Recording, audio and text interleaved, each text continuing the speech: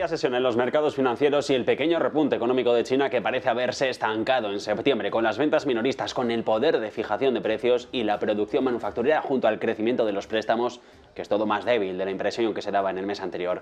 Conclusión del China Beige Book: el revés inflamará los temores de un crecimiento anémico en el tercer trimestre, aumentando los riesgos de que la segunda economía más grande del mundo no esté a la distancia del objetivo de crecimiento del 5% declarado por el gobierno central. Actualmente los economistas todavía esperan que los datos de septiembre sigan siendo relativamente blandos y la mayoría de ellos apuntan a una mayor estabilización en la desaceleración económica. El índice de ingresos del China Beige Book cede en septiembre, lo que sugiere que las ganancias se debilitan más notablemente en comparación con hace un mes. La inflación empieza a traer mejores titulares también aquí en la eurozona. En septiembre el índice de precios al consumo desacelera más de un 5%, 4,3 concretamente en dato interanual desde el 5,2 del mes de julio, por debajo de lo que se esperaba. Es la lectura más baja desde octubre del 21, cuando fue del 4,1, quedando cada vez más lejos de ese pico del 10,6 del pasado otoño. Lo mismo ha sucedido con la subyacente, que en este caso excluye energía, alimentos, alcohol o tabaco, que ha pasado del 5,3 al 4,5, también por debajo de lo que esperaba el mercado. Es la primera lectura en un año que recorta y cae sobre los 5 puntos porcentuales. La senda de desinflación coge algo más de ritmo en la región, sobre todo por la pata.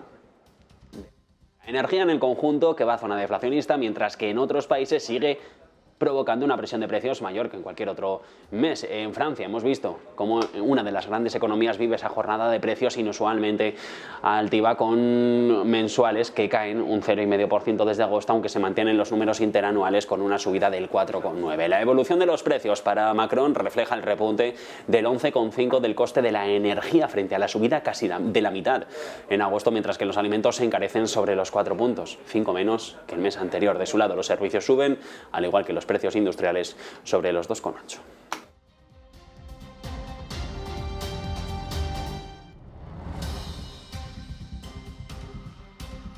Esto en el centro, foco en el sur de Europa, también porque en Italia, aunque mayor leve ha sido la desaceleración de la inflación en septiembre, aumento mensual del 0,2 y del 5,3 en interanual. El nuevo descenso, explica y estadística, se ve afectado por la evolución sobre todo de los precios de los alimentos. El crecimiento anual se reduce considerablemente mientras se mantiene en valores marcados. Por otro lado, aceleran los precios de los bienes energéticos no regulados, combustibles, electricidad y el gas en el mercado libre, pero también los servicios del transporte. Pendientes de estos datos de IPC, el PCE, ese dato favorito de Jerome Powell de la Reserva Federal, se conocerá a partir de las 2:30 de la tarde, hora central europea. El caso es que poco antes de conocer los números ha hablado la presidenta del Banco Central Europeo, Christine Lagarde, y dice en todo caso que todavía los precios de la energía, los cambios persistentes en los mercados de estas materias primas pueden tener implicaciones significativas para la dinámica de la inflación. Traducido, que va a seguir habiendo inflación alta si la energía sigue siendo persistente. Mantener la estabilidad de precios es aún más importante cuando se trata de inversiones ecológicas, remarcaba la francesa este viernes, en el que sí que dice que además hay que ayudarse de la inteligencia artificial a partir del año que viene y en los posteriores para observar cambios en las consideraciones climáticas y los efectos en la política monetaria. Sobre los números sí que ha hablado también el gobernador del Banco Central de Eslovenia, Borjan Basle. Dice hoy que quedan dudas sobre cómo está afectando la política del BCE a la economía real. Avisa que sobre el sector bancario sí está teniendo un efecto. Hay restricción de capital circulante porque al endurecer las condiciones de crédito la banca comercial da mucho más dinero al consumidor, sobre todo porque no se pide. Y además, el punto ahora sobre las reservas mínimas, lo que también podría acelerar ese proceso de contracción en la masa monetaria que está circulando por la Unión Europea. El mercado laboral, en todo caso, dice el esloveno, sigue siendo fuerte con la inflación general, que eso asume, sigue la tendencia a la baja.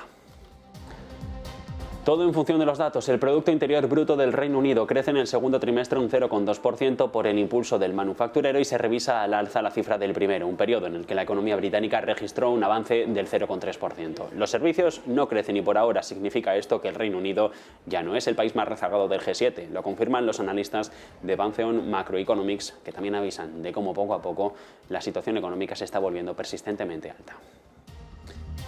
Esto en Europa, sobre todo los datos procedentes de la zona de Europa, pero también ha hablado hoy el Banco Central de Rusia y aquí se prorrogan 6 meses más las restricciones a las transferencias de fondos al extranjero hasta el 31 de marzo del 24. Los ciudadanos rusos, los no residentes en países amigos podrán seguir transfiriendo una cantidad no superior a $1 millón o su equivalente en otra divisa extranjera, dólar, euro, a cualquier cuenta de un banco fuera del país de la Federación en el plazo de un mes. Rusia considera hostiles, es decir, los que no son amigos, a los países que han puesto sanciones. Uno de ellos podría ser España por las sanciones de la Unión Europea.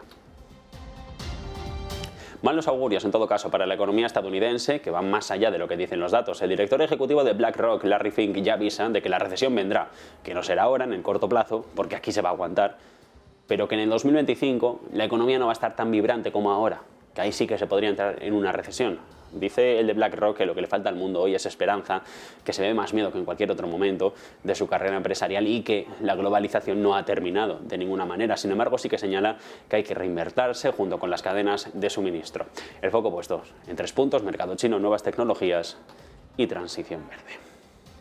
Y tensión mientras, donde se vive en mercados extranjeros como el indio, que están listos para poner fin a su mayor racha de compra mensual de acciones en 2 años y medio, con un aumento de precios del petróleo que amortigua las perspectivas positivas del mercado del sur de Asia. Después de 6 meses consecutivos de compras netas, los fondos extranjeros han vendido acciones indias por casi 2.000 millones en lo que va de septiembre, dato que llega después de que la renta variable del país recuperara 17.000 millones de salidas netas durante todo el año pasado. Nomura lo que apunta es que India debe ser un mercado en el que hay que sobreponderar las carteras porque, avisan, la nación sigue siendo un importante beneficiario de las cadenas de suministros y sobre todo de los flujos de inversiones que se diversifican fuera de China.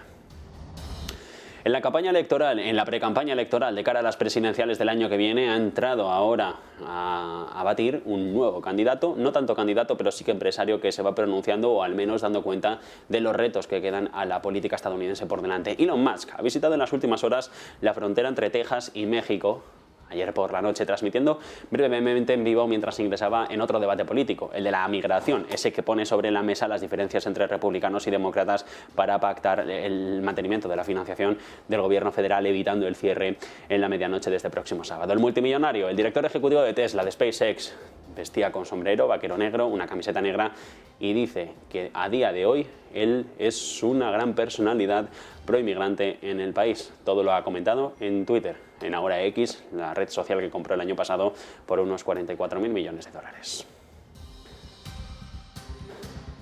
Y en el mercado nacional rebota este viernes Telnex tras poner en marcha nuevas desinversiones y ver que la deuda va a la baja. Vende hasta un PIC el 49% de su negocio en Suecia y Dinamarca por 730 millones.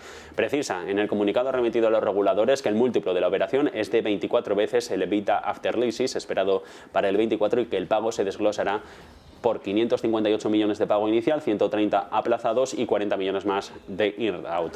Asimismo, ha señalado que después del 8º año sí que existen derechos que le permitan a los accionistas que continúen la misma infraestructura, es decir, esa venta del 49% del negocio en Suecia y Dinamarca o volver a tomar el control de la división. Dicho esto, hacemos una breve pausa y a la vuelta ponte en acción con Eva Villanueva, aquí en Negocios.